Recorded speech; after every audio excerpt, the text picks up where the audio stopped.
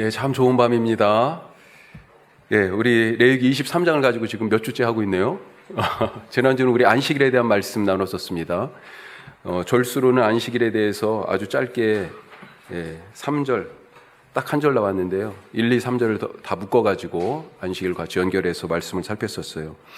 안식일은 성회의 날이다. 성회, 거룩한 하나님의 공동체, 그 공동체가 함께 모이는 날인데, 우리가 이것을 안식이라고 연결해서 얘기할 때 안식일을 지킨다, 성회로 모인다, 성회로 지킨다, 이런 개념으로 혹시 생각하는 경우들이 더 많이 있는데, 그래서 안식일에 꼭 이렇게 모여야 되는 것이, 그걸 법으로 주신 것처럼, 물론 모여야 되는 게 맞아요. 그렇지만 더 중요한 그 의미는 뭐냐? 안식일은 안식의 날이다, 말 그대로. 아무 일도 하지 않는 날. 성회라는 의미는 사실은 아무 일도 하지 않는다는 그런 의미가 더 강하다라고 하는 거, 우리 지난 시간에 말씀을 나눴습니다. 안식일의 초점이 어디 있다고요? 아무 일도 하지 않는 거예요. 왜요? 그 근거가 어디에 있습니까? 하나님에게 있어요. 자, 그래서 십계명이 2번 나오잖아요, 모세오경에. 하나는 출애굽기 시내산에서 십계명을, 그래서 출애굽기 20장이 나오고, 또 한 번 마지막에 신명기, 이제 가나안 땅에 들어가기 전에 출애굽 세대에게 모세가 설교하면서 그때 시내산에서 주신 말씀이야라고 다시 얘기해 주는데, 이때 다른 것은 거의 다 이 십계명 말씀이 똑같은데 안식일에 대한 것만 살짝 내용이 달라요.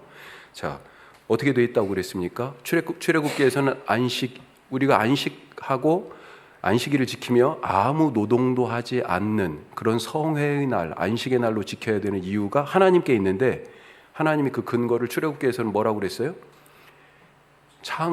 창조에다 두셨어요. 6일간 창조하고 내가 7째 날 쉬었기 때문에. 자, 신명기에서는요, 구원해 두셨어요. 출애굽 말 그대로 이집트에서 너희들 쉬지도 못하고 종살이 했잖아. 내가 너희를 구원하였어. 그 구원의 목적이 뭐라고요? 그러니까 안식입니다. 우리가 예수 그리스도의 십자가의 보혈로 구원받은 이유가 뭐예요? 쉼이에요, 쉼. 그래서 예수님이 수고하고 무거운 짐진 자들아 다 내게로 오라, 내가 너희를 편히 쉬게 하리라. 이 얘기가 내가 너희를 구원하리라, 이 얘기입니다. 구원의 목적이 뭐라고요? 쉼이에요, 쉼. 아무 노동도 하지 않는 것. 자, 그러니까 똑같이 창조의 목적은 무엇입니까? 쉼이에요. 그래서 안식일이 6일간의 창조의 일 다음에 7일째 있는 거예요. 이 창조가 어디를 향해 가요? 7일을 향해 가는 겁니다. 이 7번째 날 안식을 향해 가는 거예요. 창조의 목적이 어디에 있어요? 쉼, 안식에 있고요. 구원의 목적이 어디에 있어요? 쉼, 안식에 있어요. 오늘 우리가 열심히 일했습니다. 그렇죠. 왜 일하셨어요? 그 안에서 일을 하는 중에도 우리가 하나님의 창조하심과 구원하심 속에 나타난 참 자유와 안식, 쉼을 경험하실 수 있기를 간절히 바랍니다. 그게 쉼이 반영되지 않는 일이라고 그러면 그 일이 뭐예요? 정말로 형벌이죠, 형벌. 먹고 살기 위해서 어쩔 수 없이 해야 되는, 나는 하고 싶지 않지만 계속 뒤집어 쓰고 짊어지고 가야 되는 그런 고달픈 멍해일 수밖에 없어요. 창조의 목적, 구원의 목적이 바로 쉼에 있다. 그게 안식일의 중요한 정신 중에 하나예요. 자, 근데 이 쉼이 어디에서 나타나요? 사실은 예배에서 나타납니다. 예배에서. 그래서 안식일에 우리가 주로 예배로 성회로 모여서 예배하죠, 하나님을. 자, 그런 거고요. 창세기 이야기를 봐도 그래요. 창세기가 하나님이 6일 동안 창조하신 게 뭐예요? 우리가 천지를 창조하시니라. 태초에 하나님이 천지를 창조하시니라. 이렇게 지금 선언하고 시작했죠. 이 천지가 뭡니까?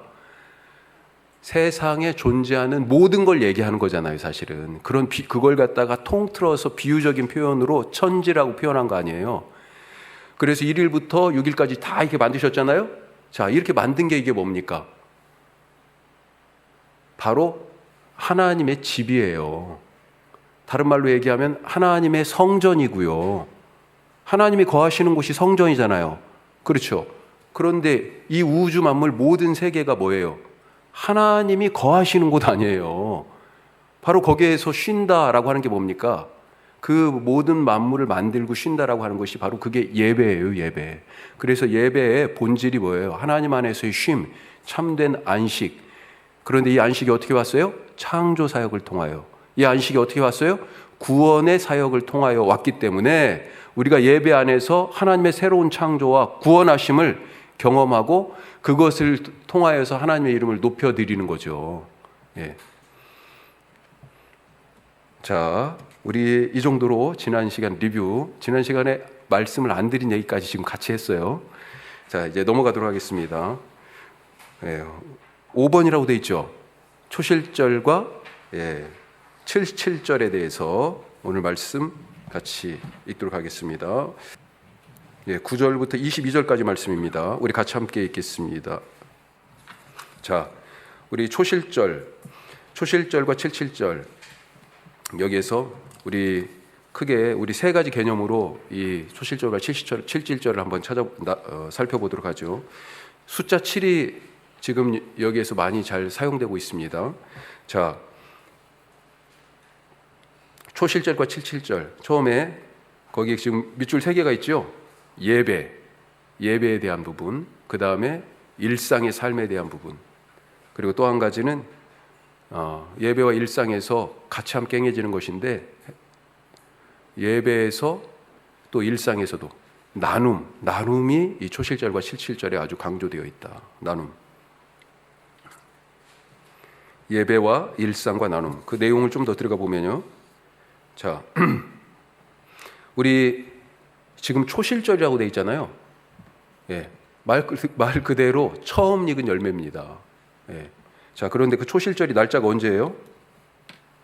예, 초실절은 언제냐? 거기 9절 말씀에 보면 여호와께서 모세에게 말씀하여 이르시되 이스라엘 자손에게 말하 이르라 너희는 내가 너희에게 주는 땅에 들어가서 너희의 곡물을 거둘 때 너희의 곡물의 첫 이삭 한 단을 제사장에게로 가져갈 것이요. 그렇게 되어 있습니다.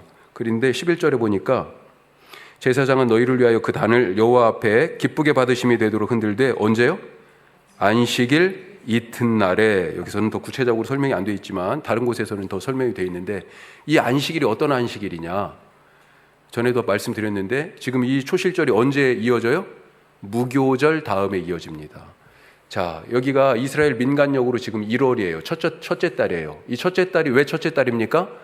이스라엘 백성이 그때 출애굽을 했기 때문에 이때를 니산월이라고 부르고 또 첫 번째 첫 이삭 처음 이런 뜻으로 아비벌이라고 불러요. 자, 이 첫째 달 14일 니산월 14일이 6월절이에요. 그 다음 날 15일이 이제 저녁부터 시작해요. 14일 저녁부터 시작해서 6월절이 시작됐고 6월절 어린 양을 잡아 먹었어요. 예. 그리고 나서 그 다음 날부터 15일부터 무교절이에요. 무교절. 누룩 없는 떡을 먹는.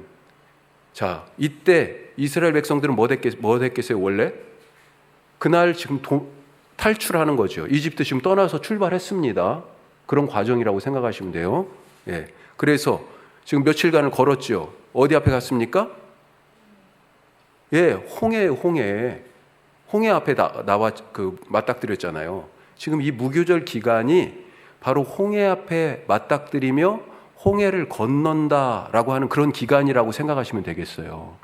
그런데 초실절은 뭐냐면 이 무교절 기간 중에 맞이하게 되는 첫 번째 안식일이에요. 첫 번째 안식일. 그 안식일 다음 날 첫 번째 열매를 하나님께 드리는 거예요. 자, 무엇의 첫 번째 열매일까요? 성경에서는 잘 나와 있지 않은데 이스라엘 농사의 스케줄을 봤을 때 이때 거두는 첫 번째 이삭단은 보리예요. 보리입니다. 보리의 첫 번째 추수 한 단을 가져다가 여호와 앞에 드리는 것. 이게 초실절입니다. 자, 처음 것을 드리는 걸로 돼 있어요. 보리의 처음 단. 자, 이 처음이라는 의미가 뭡니까? 구약 성경에 계속해서 처음 것 드리는 얘기가 나와요. 예. 뭐예요? 처음 것을 드림으로 사실은 전체를 드리는 거예요. 전체를. 우리의 11조 사실은 어떻게 보면 그런 의미가 있습니다. 우리가 일부를 드리지만 하나님께 전부를 드리는 거죠. 우리의 헌금, 헌신이 사실은 그런 처음 것을 드리는 그런 헌신이 있을 수 있길 바랍니다. 저는 그런 점에서 새벽 예배도 처음 것을 드리는, 그날 하루를 통째로 드리는 그런 초실절과 같은 그런 의미가 담겨져 있지 않나 그렇게 생각해요. 자, 이 초실절, 그래서 곡물의 첫 이삭, 한 단이죠. 한 단으로 전체를 드리는. 그런데 특별히 이 곡물은 뭐예요? 이때 추수한 것은 보리다. 자, 그리고 나서 77절이 다가오죠. 77절은 언제입니까? 지금 무교절 기간 중에 안식일이 지난 이튿날 초실절이에요. 그때부터 7 안식일, 77에 49 더하기 하루 더해가지고 50일. 구약에는 이때를 뭐라고 부릅니까? 오늘 말씀에서는 읽어보니까 그날이 무슨 명절이라고 명절 이름은 안 나왔어요. 구약에서는 오순절이라는 표현이 없어요. 구약에서는 77절, 또 우리 번역으로는 맥추절 이렇게 번역했는데 이 맥자가 보리맥자잖아요. 사실은 맞는 번역은 아닙니다. 그러니까 보리의 추수라고 얘기하시면 되겠어요. 아니, 밀의 추수.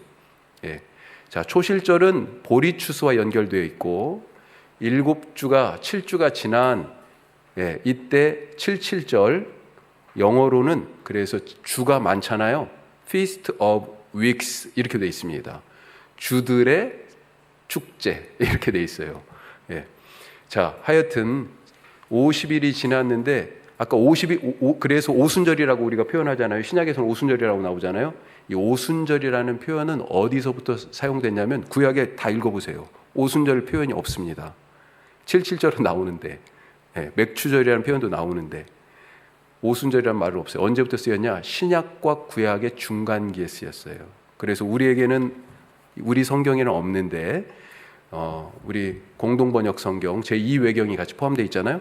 공동번역 성경에 보면 마카베오하, 그 다음에 집회서라고 하는 그런 책들이 있어요. 그런 책들에서는 오순절이라고 표현되어 있어요. 그때부터는 오순절이라는 단어를 썼다. 그리고 신약에서는 철저하게 오순절이라고 쓰고 있어요. 자, 이때 77절에는 어떻게 드립니까?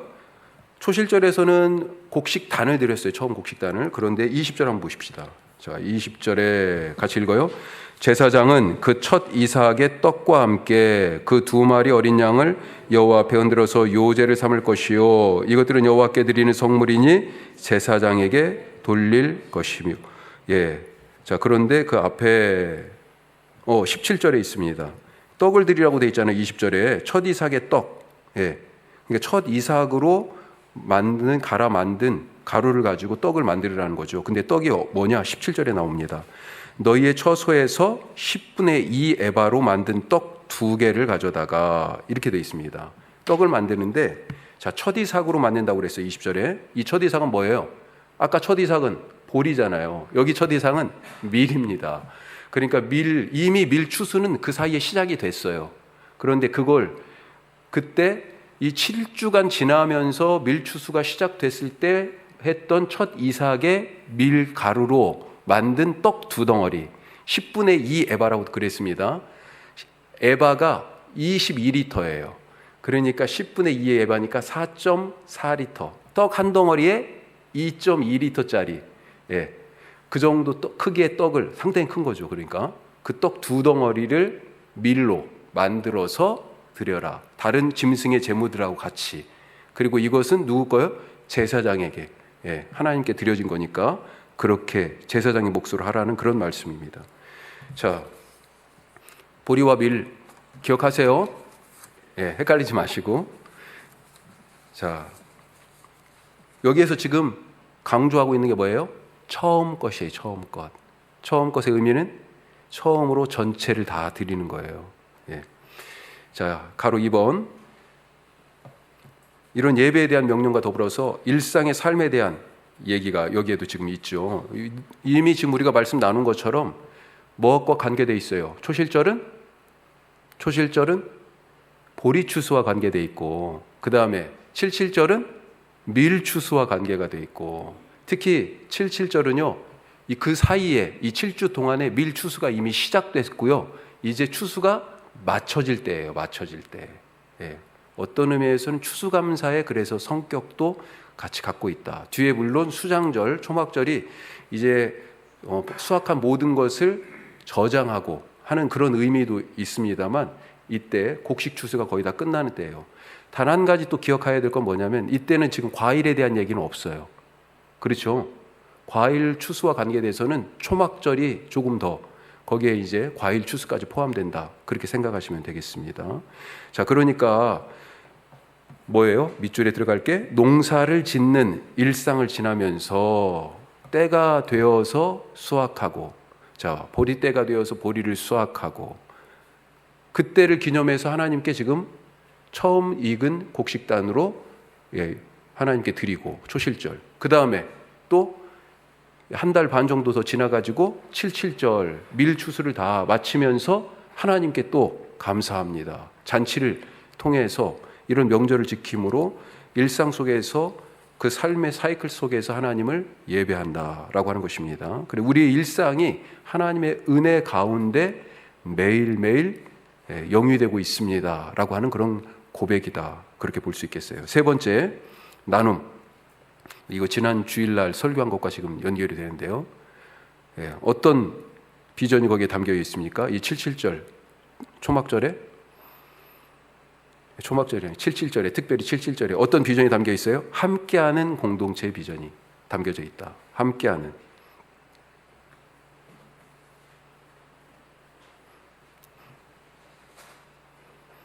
공동체 비전.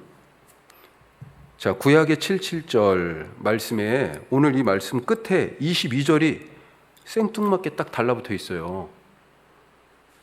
22절 같이 말씀 읽겠습니다.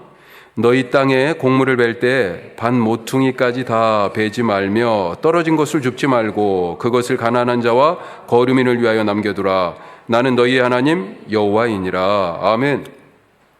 자, 이게 왜 갑자기 생뚱맞게 붙어 있어요? 근데 사실은 생각해 보니까 생뚱맞은 게 아니네. 초실절 뭐 추수예요? 보리 추수와 77절은 밀 추수와 관계된 거였어요. 그러니까 추수에 대한 얘기를 지금 해주는 겁니다. 싹 다 긁어가지 마라. 다 너희들 몫이 아니다.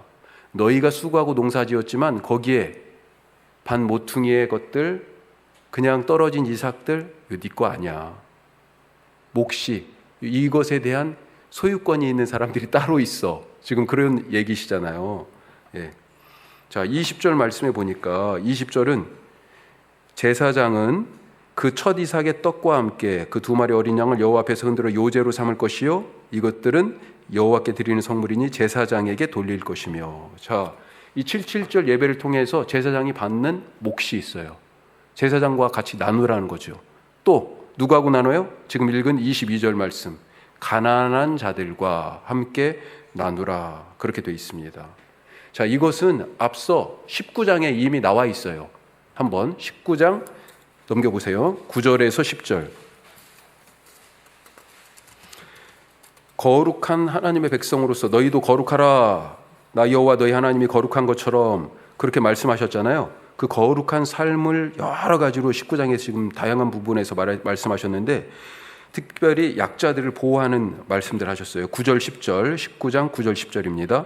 너희가 너희의 땅에서 곡식을 거둘 때 너는 반 모퉁이까지 다 거두지 말고 내 떨어진 이삭도 줍지 말며 내 포도원의 열매를 다 따지 말며 내 포도원에 떨어진 열매도 줍지 말고 가난한 사람과 거류민을 위하여 버려두라. 나는 너희 하나님 여호와이니라. 아멘. 이 레위기 19장 말씀이 좀 더 확장판이고 22절이 오늘 23장 22절이 조금 더 축소판이긴 한데요. 가난한 자들과 함께 나누라. 구약의 77절의 정신이 지금 여기에 있습니다. 자, 거기 말씀 하나 더 읽어보면 신명기 16장에도 이 77절에 대한 말씀이 포함되어 나와 있어요.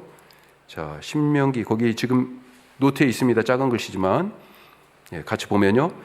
7주를 셀지니 곡식에 낫을 대는 첫날부터 7주를 세어 내 하나님 여호와 앞에 77절을 지키되 내 하나님 여호와께서 내게 복을 주신 대로 내 힘을 헤아려 자원하는 예물을 드리고 너와 내 자녀와 노비와 내 성중에 있는 레위인과 및 너희 중에 있는 객과 고아와 과부가 함께 내 하나님 여호와께서 자기의 이름을 두시려고 택하신 곳에서 내 하나님 여호와 앞에서 즐거워할지니라. 아멘. 같이 즐거워하라고 그러잖아요. 너희들만 수확하고 너희들만 배부른 잔치가 아니고 77절이 지금 추수가 끝나가고 있다니까요. 밀추수가. 같이 함께 하나님께 지금 이 신명기 말씀 9절 10절은 하나님께 먼저 드리는 얘기를 했죠. 예. 그 다음에 또 사람들하고 함께 나누는 얘기를 했죠. 예. 드림과 나눔이 같이 있는. 그래서 진짜 페스티벌, 잔치가 되는 그런 명절이 바로 77절이다. 자, 이것이 지금 아까 신약에서 뭐라고요? 오순절이라고요. 우리 지난주에도 주일날 말씀을 나눴는데 이 오순절의 성령 강림 사건이 사도행전 2장에 나오죠. 자, 이 2장.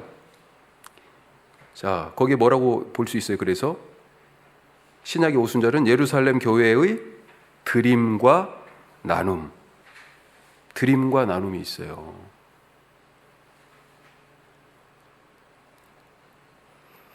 이 드림과 나눔이 제대로 실현된 공동체의 모습을 한마디로 얘기하니까 저는 함께하는 공동체다. 그렇게 지금 말씀드리는 거예요. 그게 사도행전 2장 43절에서 47절까지. 사도행전 2장 끝에 정말 세상에 지금 역사상에 이런 공동체가 어디 있어요? 원시 시대, 구석기 시대, 신석기 시대 사람들이 나타나고 나서부터 계속 뭐 했어요? 약육강식의 동물과 같은 경쟁과 내가 살기 위하여 누군가를 죽여야 하는, 지금도 그렇게 전쟁하고 있잖아요. 이 문명사회에서도 아직도 세계에서 큰 전쟁이 지금 팔레스타인과 우크라이나에서 지금 해를 넘겨가며 지금 진행되고 있지 않습니까? 아니, 이 사람들이 이렇게 발달한 문명의 시대에, 개화의 시기에, 이성이 깨어있다는 과학의 시대에 이게 지금 뭐 하는 짓이에요? 그런데도 불구하고 역사상 반시대적인, 도저히 이해하기 어려운 그런 공동체의 모습이 교회라는 이름으로 세상 가운데 나타났는데, 그게 성령 강림, 오순절의 사건을 통해서 나타난 것이다. 그 모습이 드림과 나눔이었어요. 자, 주일날도 말씀드렸지만 먼저 내놨잖아요. 그렇죠? 자기의 소유를 다 팔아가지고 사람들이 내놨어. 오늘 이 77절에 보니까 하나님께 예배하는, 지금 우리가 그 부분은 자세하게 안 봤어요. 그게 민수기 28장, 29장에 더 자세하게 나옵니다. 어떤 제물을 어떻게 드려야 되는지가. 그런데 여기서는 그거에 아주 축소판으로 뭐 번제로, 속죄제로, 소제로, 전제로 뭐 이런 얘기만 막 나왔어요. 자, 이건 뭐예요? 다 어떻게 해야 이런 예배를 드릴 수 있습니까? 하나님께 이 77절에 이 백성들이 드려야 되는 거예요. 온전한 드림이 있었기 때문에 같이 함께 필요한 사람이 나눠 쓰는 나눔이 가능할 수 있었던 거죠.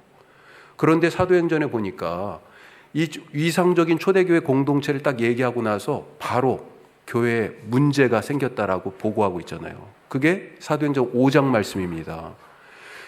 사도들이 핍박도 받고 그랬지만 교회는 날로 부흥해요. 구원받는 자가 3,000명, 5,000명만 그러고요. 그러면서 초대교회의 이상적인 모습을 2번 기록하는데 2장 끝에 한번 기록하고 4장 끝에 이렇게 서로 네 것 내 것 없이 모두가 하나 되어 예수님의 한 몸을 이루는 그런 공동체, 함께하는 공동체의 모습을 딱 보여주고 나서 바로 5장에 드림에 있어서 문제가 생겼다고 딱 얘기합니다. 아나니아와 삽비라 부부가 하나님께 드렸는데 일부를 드리고 전부를 드린 것처럼 속였잖아요. 이건 뭡니까? 온전한 헌신, 온전한 드림에 흠결이 생긴 거예요. 자, 77절에서 우리가 구약 이 말씀에서 지금은 뭐 예를 들면 저도 지금 기억이 잘 안 되는데 말씀에서 만약에 어린 양 2마리로 속죄제를 드려라. 여러 제사들이 있는데 그랬는데 이 어린 양 2마리를 한 마리만 드리지. 이랬다거나 아니면 대충 저 좀 저는데 그냥 저거 드리지. 흠 있는 것을 드렸다거나 만약 이랬다 합시다. 예배가 될까요? 77절을 지키지 않는 거죠. 지금 하나님께 드리는데, 예. 아니 처음부터 다 이걸 강제한 겁니까? 아니에요. 마음속에서 우러나는 마음으로. 여기 신명기 말씀 우리가 지금 16장 읽었지만 자원하는 제물을 드리라고 10절 끝에 되어 있습니다. 신명기 16장 10절 끝에. 자원이었어요, 자원. 그런데 아나니와 삽비라는 그 온전한 드림에 지금 흠결을 내버렸다라고 하는 거죠. 그래서 교회와 성령을 속였다. 하나님께서 분노하셔서 베드로가 죽인 게 아닙니다. 하나님이 그를 치신 거예요. 하나님이. 또 한 가지 뭐가 문제가 있었어요? 나눔에 있어서 문제가 그 다음에 바로 생겼잖아요. 그래서 사도행전 또 6장에 5장에서는 아나니와 삽비라 이야기, 6장에는 매일 구제에서 헬라파 과부들이 빠지는 분배의 정의가 없어져 버렸어요. 아니 이것 때문에 지금 초대교회가 성령의 공동체, 함께하는 공동체 비전을 딱 나타냈는데 지금 이 모습, 나눔에 있어서의 차별이 생기고 분배가 정의롭게 실행되지 못하는 이 일을 보면서 교회가 위기에 빠지게 되는 거죠. 예. 자, 한마디로 이 드림과 나눔, 이것은 구약의 77절에서 왔는데 구약의 77절은 무엇을 기념해요? 첫 이삭을 지금 거두는 거예요. 그 사이에 7주가 지나면서 밀을 추수했어요. 예. 뭡니까?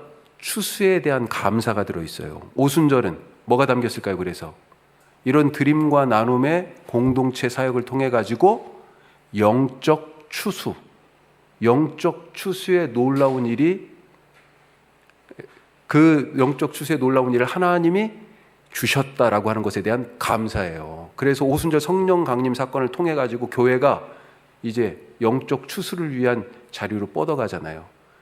예루살렘과 온 유대와 사마리아와 땅끝까지 가게 되는 영적 추수를 위한 사명자로 교회가 세워지는 그런 모습을 우리가 볼 수 있습니다. 차별 없는 복음 전파의 출발점으로서의 오순절, 그게 바로 신약의 오순절의 모습이다 라고 하는 것입니다.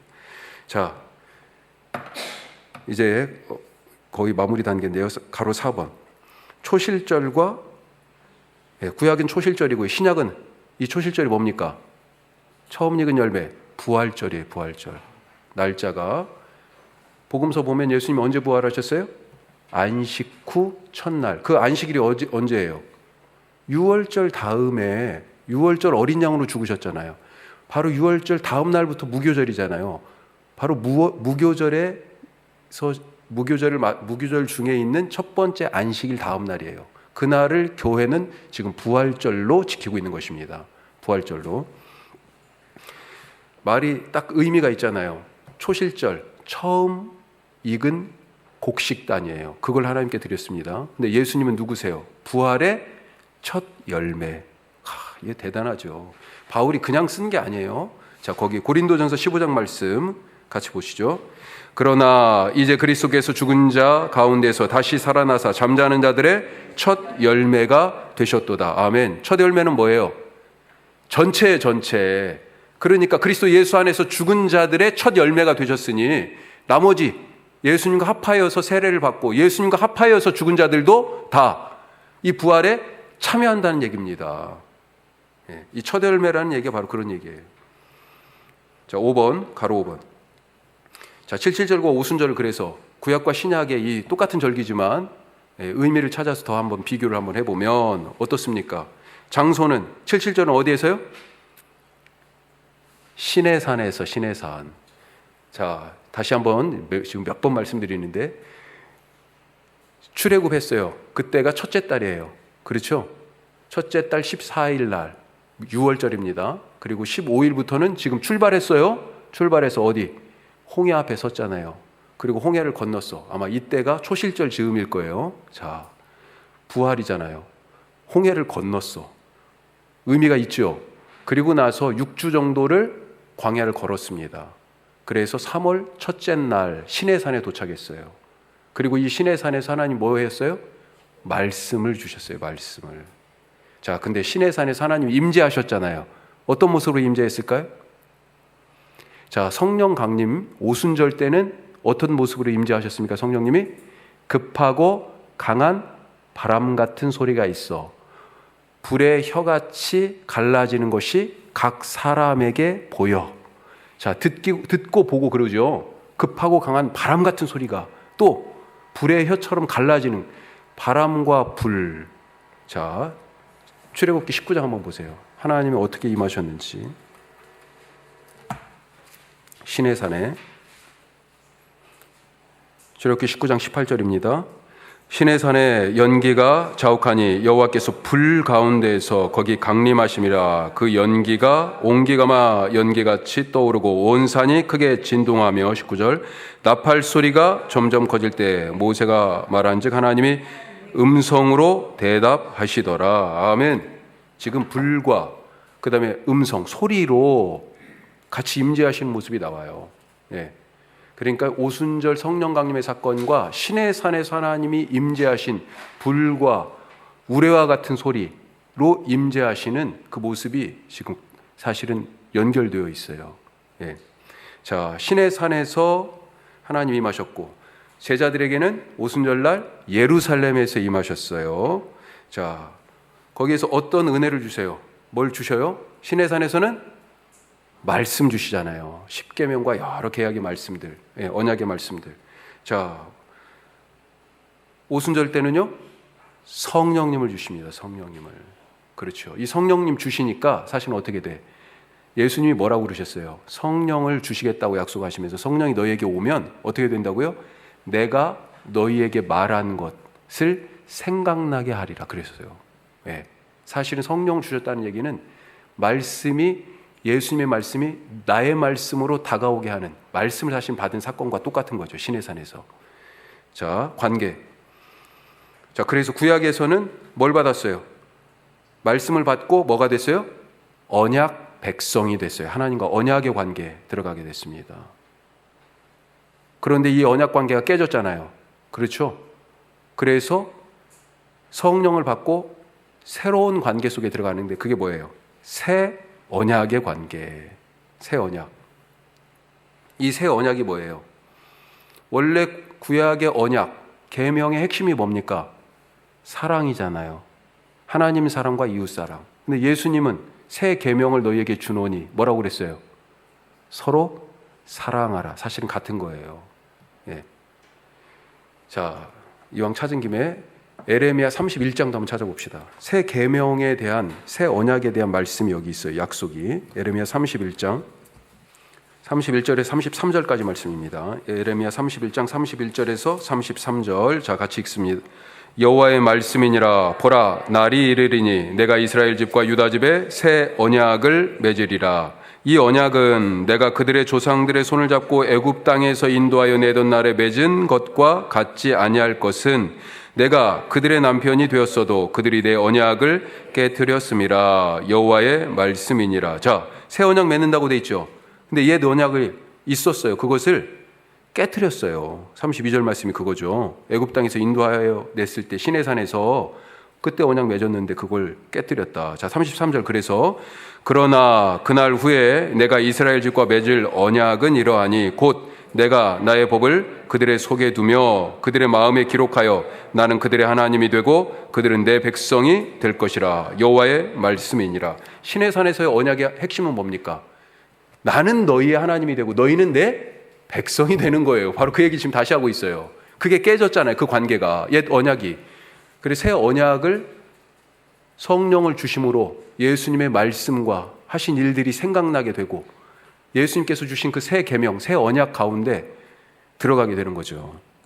자, 누구하고 이런 새 언약의 관계를 누구하고 맺었어요? 예전에는 육적 이스라엘, 12지파로 표현되는 이스라엘. 그런데 신약 시대에는요, 영적 이스라엘. 이걸 다른 말로 얘기하니까 뭐예요? 교회. 이때는 12사도로 대표되는, 구약에서는 12지파, 혈통으로 대표되는. 예. 자, 거기 없습니다만 이때 서로 나누라고 그랬죠. 그래서 함께하는 공동체 비전을 이루라고 그랬죠. 자, 구약 시대에는 누구하고 나눠요? 레위인, 제사장, 그리고 다 묶어가지고 가난한 사람들하고 같이. 그런데 신약 시대에는 누구하고 나눴습니까? 필요한 사람들, 그게 눈에 보이는 교회 안에서의 물질적 필요가 있는 사람들하고 나눴지만 더 적극적으로는 뭐예요? 영적으로 갈망하는, 영적으로 지금 가진 것이 아무것도 없는, 즉 땅끝까지 가서 복음을 전하는, 생명을 나누어주는 그런 사역과 연결되어 있다. 그래서 영적 추수의 잔치죠. 예. 자, 여기까지 우리가 이게 지금 노트를 드린 지는 한 2주 전 벌써 됐는데 세 번째나 돼가지고 하게 됐네요. 다음 주에는 우리 초막절에 대한 얘기를 같이 좀 더 나눠보도록 하겠습니다. 초막절 말씀도 한번 여기 레위기 23장 읽어오시고요. 요한복음 7, 8, 9장이 초막절이 배경이에요.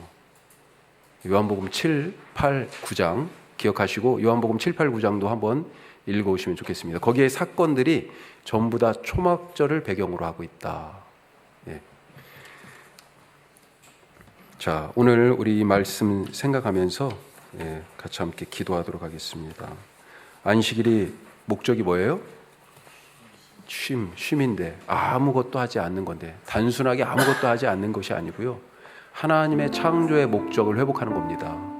하나님이 우리를 구원하신 이유가 우리에게 참된 쉼, 자유, 안식을 주시기 위하여서, 그렇게 하기 위하여서 예수님이 십자가에서 죽으셨어요. 우리가 누리는 은혜가 하나님의 희생 가운데 있었습니다. 우리는